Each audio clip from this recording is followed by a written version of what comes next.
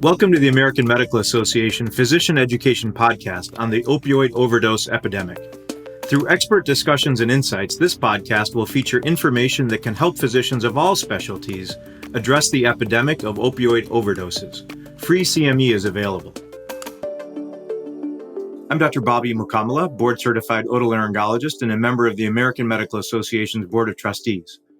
I also have the privilege of chairing the AMA Task Force on Substance Use and Pain Care. Opioid treatment can change a patient's life by alleviating pain, optimizing function, and improving their quality of life. However, many biopsychosocial factors contribute to opioid use developing into a chronic use disorder. In this episode, we'll discuss medications for opioid use disorder, acronym MOUD, as well as opioid use disorder treatment considerations and standards of care. We'll also cover how stigma and bias can create barriers for those seeking treatment. Joining me in this discussion is Dr. Elizabeth Salisbury-Afshar, who is in the Department of Family Medicine and Community Health in the School of Medicine and Public Health at the University of Wisconsin. Welcome, Dr. Salisbury-Afshar. Hi, thanks so much for having me. Glad you could join us. Can you share with our listeners a bit about your work with opioid use disorder? What's a day in your life like? I am a family medicine, addiction medicine, and public health physician. We recently moved to Madison, Wisconsin about 3 years ago. And here I hold a few different roles. I don't really have a day, an average day, if you will. I work on our inpatient addiction consult team. I work in the outpatient setting, providing addiction treatment services in a federally qualified health center for folks predominantly with Medicaid or who are uninsured.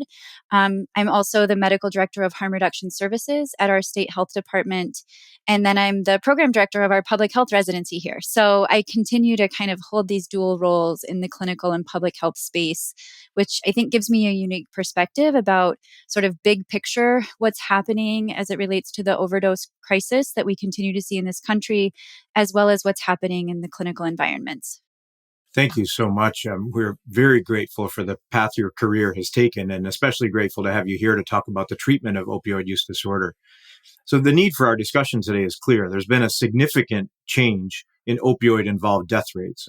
And as we've all seen, these death rates have increased by 38% to a record number of over 100,000 just this past year. Prescription opioid-involved deaths has also increased by 17%. Heroin-involved death rates have decreased by 7%, but it's still 7 times higher than it was just in 1999. In synthetic opioid-involved death rates, excluding methadone, have increased by 56%. So staggering numbers. Let's start with what we mean when we say opioid use disorder or OUD. How do you define opioid use disorder?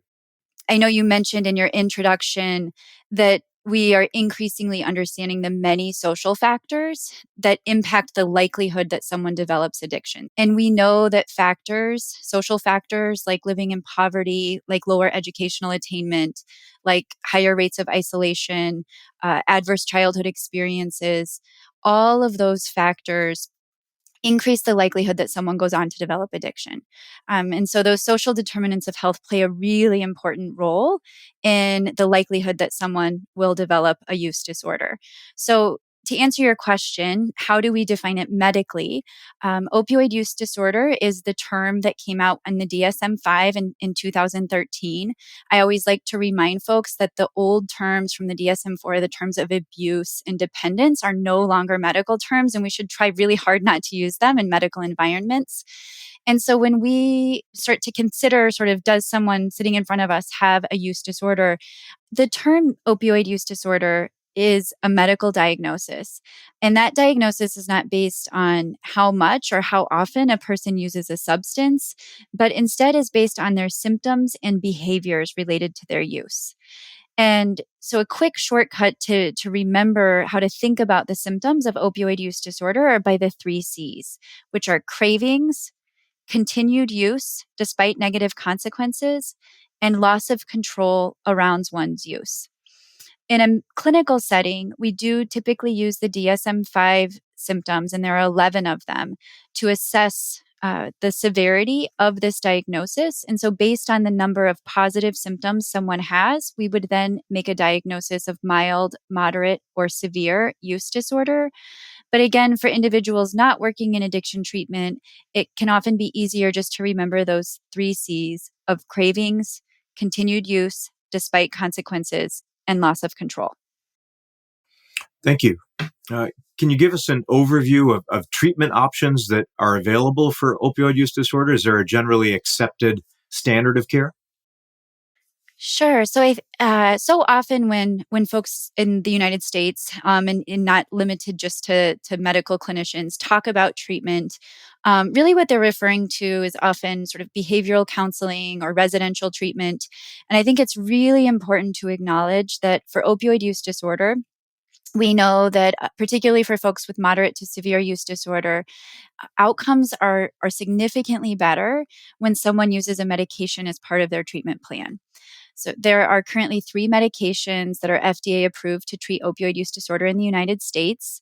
They're probably familiar names at this point, but the medications are methadone, buprenorphine. Buprenorphine has a lot of trade names. Suboxone is probably the one most are familiar with. I'm going to be calling it buprenorphine throughout, but just know I'm really referring to the entire sort of all of the buprenorphine products. An extended release naltrexone. Trade name is Vivitrol. Again, I'm going to be referring to it as extended release naltrexone, but just know that I'm talking about that injectable medication. We know that all 3 of these medications will increase the likelihood that someone remains engaged in treatment, and it reduces the chance that someone continues to use illicit opioids. Methadone and buprenorphine specifically are also associated with reduced overdose mortality and reduced all-cause mortality, which is why these medications are generally considered first line. Finally, there are many different types of psychosocial treatment and counseling that are available. There truly is no one-size-fits-all option, and we never want to withhold medication treatment because either counseling isn't available or the patient isn't interested or doesn't feel ready for it. And counseling supports can range from anything such as peer support or mutual aid, things like Smart Recovery or NA, could be individual counseling or going to a more formal treatment program, outpatient or residential treatment program. So lots and lots of options in that behavioral sort of psychosocial treatment space. And what does success look like? And how effective are these opioid use disorder treatments that you mentioned? Those are great questions. And I think one of the interesting things when we look historically at how we've measured success in the substance use space is that we've really mostly defined success as complete abstinence. And one of the most common metrics that we've measured is toxicology. So, what does the urine toxicology say? If we're serious about considering use disorders, substance use disorders as chronic health conditions, this model doesn't really make sense because, with other chronic health conditions, whether we're talking about hypertension or diabetes, we generally recognize that improvement is likely leads to improved health outcomes, right? So even if someone's blood pressure comes down significantly, but maybe isn't perfect yet, or if their A1C comes down significantly, but isn't optimized yet, we don't throw in the towel and say, well, clearly this was all a waste, nothing's getting better. In addiction, often that's what's happened historically. If we don't see perfection, then it was a quote failure. And we're starting to see some changes in this space, but I think it's really important to acknowledge that historically we've measured success solely as what does the urine show today? We haven't looked at people as whole people sitting in front of us.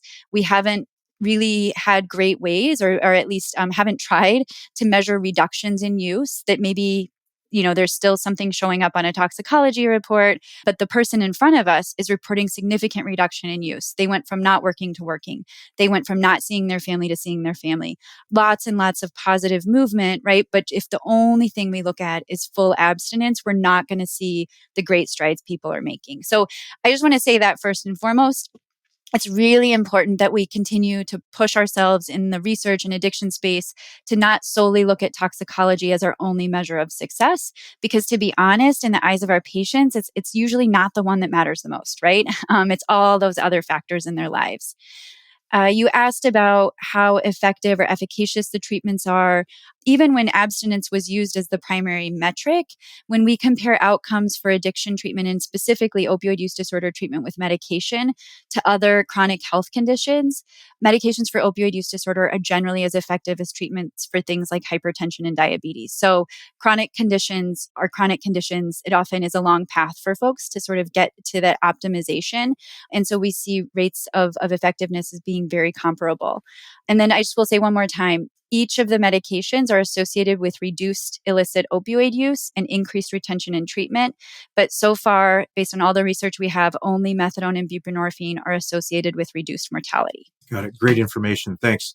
Unfortunately, there are major barriers to access and to use these medications, including regulatory barriers. So an example is that access to methadone is mostly limited to opioid treatment programs, OTPs. So can you share barriers to access that you've encountered when taking care of your patients and how you overcame them?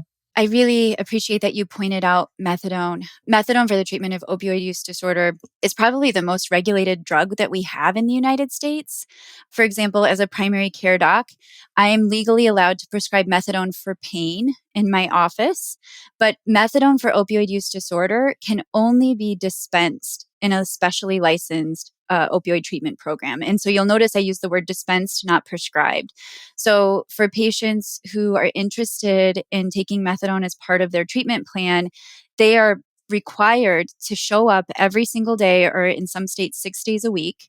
They have to show up to that clinic every single day. And so this is a pretty serious life commitment. You know, if you think about individuals who have children, individuals who are trying to work, this is a really, really onerous process. The other challenge is that most of our rural communities in the United States don't have any access to methadone. So I'm originally from a really rural community in central southern Illinois, a farming community.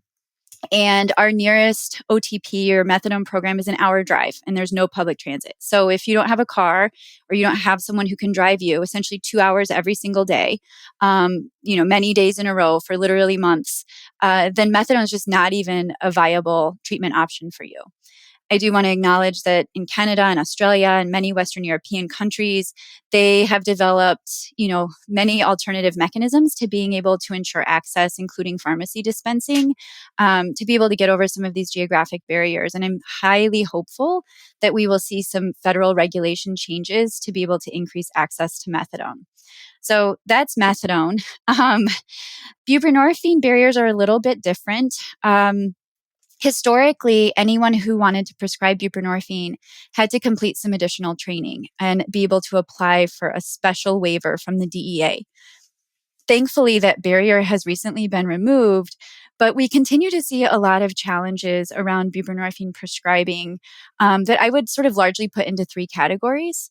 The first is really around education. And I'm guessing many of us, myself included, didn't receive a lot of education or training on how, one, to work with people who use substances, two, to have enough exposure to feel comfortable prescribing these medications. And so there's still a pretty significant educational and training gap. The second one, which probably won't be a surprise to anyone, is capacity. So I work with a lot of primary care clinicians who will tell me, like, Elizabeth, we did our training. We feel really ready. You've given us algorithms and protocols. We're ready to go. You can start sending us patients. But then when we say, okay, well, when's your next available? It'll be 3 months out. And then we say, okay, well, typically when you're starting treatment with buprenorphine, you see folks at least weekly. And when we look at their schedules, there's just no way. And so I think this sort of capacity issue is really, really a big one right now. The way that some health systems have been able to address this is by having really robust teams. So they may have nurse care managers, they may have peer recovery coaches in the primary care or behavioral health setting. The challenge is that in most states, we don't have reimbursement mechanisms to pay for those models of care, especially not in primary care. So, the challenge, the big challenges I continue to see are sort of this educational gap, general capacity, especially in primary care. And the last thing I would say here is just that stigma always comes up, and I think it would be naive of me to say that stigma doesn't exist any longer. There is tremendous stigma across our entire society against people who use drugs and against people with substance use disorders. I do feel, as somebody who's been training a lot in this space for, again, at least the last decade, it's gotten significantly better. But without question, we still have a long way to go. Yes, for sure. Can you elaborate a little bit on some examples of the stigma that exists that lead to barriers to accessibility in particular populations, perhaps? Absolutely. I think that the way that we as a country set up our methadone regulations are a prime example of stigma at a societal level. Specifically, in the 60s, we made these decisions that methadone was something that had to be done separate from the rest of medicine. By regulation, the only thing you can do there is dispense methadone. You can't provide other medical services. That's a prime example of sort of historically we set up these systems to say addiction is not part of traditional medicine. It's not even part of traditional mental health care. It's this thing that needs to happen separate, and we're going to separate people. I think that has been tremendously detrimental to all of our efforts nationally to actually integrate care. And so I think there are a lot of systems level sort of decisions that were made, honestly, based predominantly because of stigma, that we are now trying to figure out how to dismantle. We routinely see that individuals who are incarcerated have their medications for opioid use disorder stopped while they're incarcerated. These are often folks who have a pre-existing diagnosis, who already are being treated by a medical clinician in the community with these medications. These are first line treatments. They are evidence-based treatments. And we are particularly concerned about folks who are incarcerated because we know that when an individual leaves incarceration, their risk for overdose skyrockets in those first 2 weeks after they leave. Despite all of this, and despite the Department of Justice putting out public guidance that not offering medications while folks, not offering medications for opioid use disorder while folks are incarcerated is a violation of the Americans with Disabilities Act, we literally see this every single day. And sadly, many of us who work in the field have had patients who have died post-release because their medications are stopped while they're there. Unfortunately, we see similar things in the hospital. We see many hospitals around the country still are not diagnosing or offering medications for opioid use disorder for patients who are hospitalized. And so again, we continue to see that lots of barriers, the educational gaps and sort of uncertainty in how to do this, sometimes challenges with linkages in the community. But we see lots of folks in locations where they should be getting standard of care, not getting standard of care, which is really putting them at risk. Yeah, that's both disappointing and shocking, but a good example of how clinicians need to be more aware of their patients' access to treatment. We can't just assume that when they leave our office with a prescription that everything's going to be okay. What else could clinicians keep at the top of their mind as they consider treatment options for patients with opioid use disorder? One of the most important things to know is actually where are the local treatment providers and who are the recovery oriented organizations in your community? And I know a lot of times when I talk to clinicians, they feel really uncertain about how to even refer. And I often reflect, like, if we in the healthcare field feel uncertain, think about how families feel, right? And we hear so much in the news these days about these really proprietary treatment programs who sort of prey on families who are feeling really desperate. And so I would encourage anyone who sees patients in any capacity to just do a little bit of online searching to figure out many states at this point, especially after all of the federal funds and opioid settlement funds coming out, many states have created state-based online treatment finders. If you don't already know, figure out what that looks like in your home state, and then look at what's in your own geographic area, in your county, and what types of services are they offering. So sadly, even though we know that medications for opioid use disorder are first line treatments, we know that people have better outcomes when they use medication. Our most recent national surveillance suggests that only about half of all licensed substance use disorder treatment programs actually offer medication. So just to tell someone to, like, oh, I know there's a program down the road, for example, you should try that one. If we don't know what they're offering, it might be that that's one of the 50% of programs that actually don't offer first line medication treatments. So really important to know, are there methadone programs in your community? Where are they? Which providers or which clinic sites are offering buprenorphine, and where are they? And then what other types of sort of behavioral services are in your area? Some states are even using 211 to be able to help people facilitate which programs they can go to. And I finally want to acknowledge the other thing you might want to do in your searching is just to find out if you have any local peer recovery or recovery coach organizations. They often have different names in different states. These are people with lived experience, often with 2+ years of recovery from their substance use disorder, who really just serve as a support to individuals who are struggling with substance use.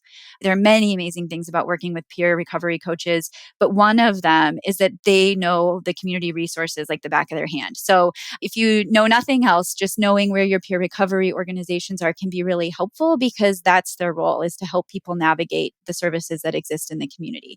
If you can figure out at least a couple of those things, you're off to a good start to being able to help patients figure out how to navigate these systems. And sadly, it is not straightforward. So it does take a little bit of digging. Let's go back to 3 FDA-approved medications for the treatment of opioid use disorder: methadone, buprenorphine, and naltrexone. Let's do a little pharmacology, if you will. Can you walk us through what we need to know about each of them, starting with methadone? Sure. Methadone was actually the first of the 3 medications that was FDA approved for the treatment of opioid use disorder. It's been around since the 60s. It is a great treatment for opioid use disorder. I've described some of the federal regulations. So I think on a very practical level, when I'm talking to patients about methadone, the first thing I ask is, what do you know about it? And here are the places where they are in our community. Could you get there every day? And if they look at me and say, absolutely not, then sadly our conversation stops there, at least until federal regulation changes. Because methadone is a full opioid agonist itself, the way in which the medication dose is titrated up is actually very heavily regulated by the federal government. But it is a full agonist. If someone was to take way more than prescribed, it does have some potential for overdose risk. But again, at the methadone treatment programs, people have to go in daily and are monitored during those first months of care. Just for clinicians, we do want to be careful if we're adding additional opioids on top of methadone. For example, if someone's hospitalized or has an acute procedure. And my biggest recommendation for clinicians is if you're working with a patient who's taking methadone and you're not sure if doses need to be adjusted or what other meds may interact, my best advice is just to get a release of information signed and work directly with the treatment program to be able to coordinate care and ensure safety. The other thing I would just acknowledge, and this really applies true for all 3 of the medications, is that we know that when patients are discontinuing any of these medications, there is an increased risk for overdose. Often when people are stopping their medication, cravings may go up. And so if you're ever working with a patient who is trying to taper or discontinue their medication, making sure that they have all the resources possible, definitely making sure that they have naloxone, the medication that's used to reverse overdose, and all the social supports and other supports that are available. And next up, buprenorphine. What's most important to know here? The good news is if you had heard about what we often refer to as the X waiver, like that's out. You don't need that anymore. Anyone who has a DEA license to prescribe Schedule 3 substances can legally prescribe buprenorphine. The MATE Act does require all of us to get 8 hours of education, and there's a list available on the SAMHSA website of the specifics around what's required. Important things to know for folks who either are using buprenorphine or treatment or are considering it. With the ever-changing drug supply, and in particular with increasing fentanyl in the community, and now xylazine, which is actually an animal tranquilizer that's being cut into a lot of opioids around the country, probably more so mostly in Philly, but we're seeing more and more xylazine in other parts of the country. We are seeing that it's getting harder and harder to initiate buprenorphine. The risk if you give buprenorphine too soon after someone's used substances is that it can precipitate withdrawal. Patients and clinicians nationally are reporting more difficulty with this, and so we're seeing a lot of shifts in the way that we're initiating the medication. I wish I could say that we had a perfect answer right now to make sure that everyone avoids withdrawal. We aren't quite there yet, but we are seeing a lot of individualization of patient care. We definitely always want to take patient preference into account. And I know that Melissa Weimer and colleagues have an article coming out in the Journal of Addiction Medicine in the next few months that will highlight sort of the state of the evidence right now. And so I think the key takeaway here is that patients are increasingly concerned about starting buprenorphine because they're worried about precipitated withdrawal. There are some great resources online about different ways to address this. And so if you are a buprenorphine prescriber, I would just encourage you to stay abreast of the literature and stay abreast of what we're trying in different areas, particularly if you're in an environment that sees a lot of xylazine, and that is where you're having patient report that there's a lot of precipitated withdrawal. Other things, there is no recommended time limit for treatment. People can be on buprenorphine as long as it's helping and as long as there are no contraindications. And if someone is going to taper, the recommendation is that it's done very slowly.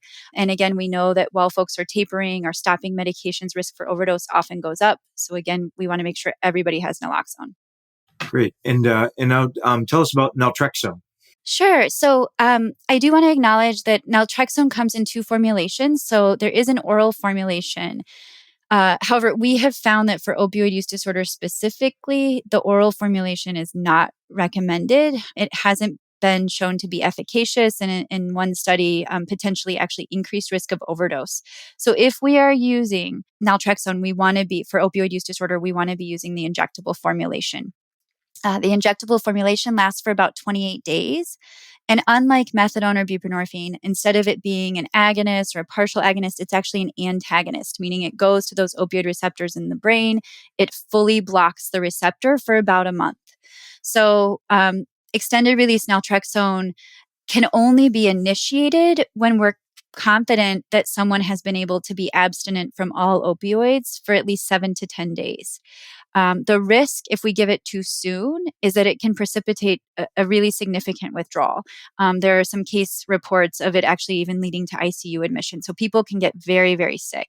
So if you're going to be prescribing extended release naltrexone for opioid use disorder, just really important to have that upfront conversation about, are you absolutely confident no opioids in the last 7 to 10 days? Because if we give it too soon, it could make you really, really sick.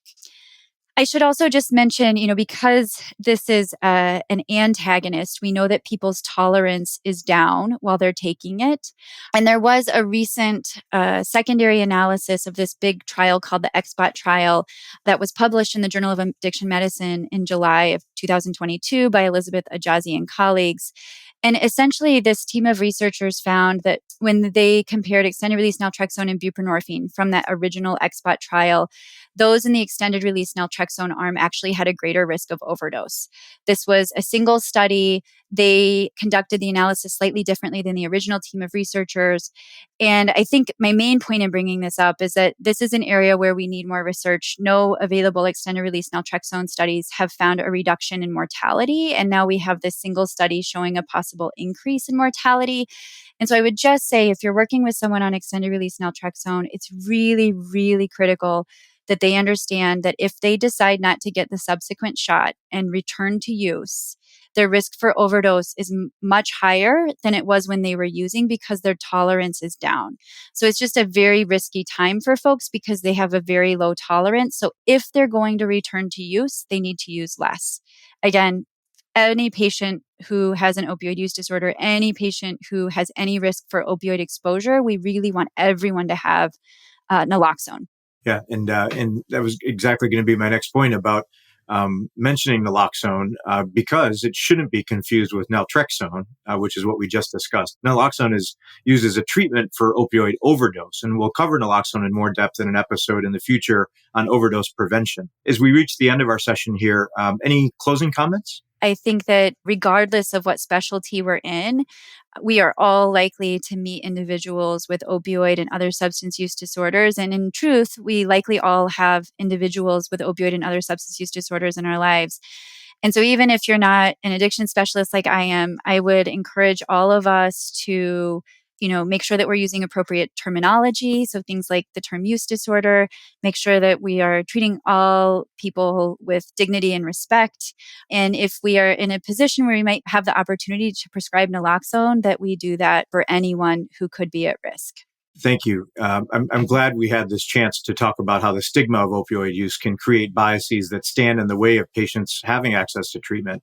Thank you so much for your practical knowledge on this subject, but especially for your care of patients that often, for all the reasons we've discussed, have such a hard time getting the care they need. I really hope that your knowledge will help others expand the care they're able to give their patients.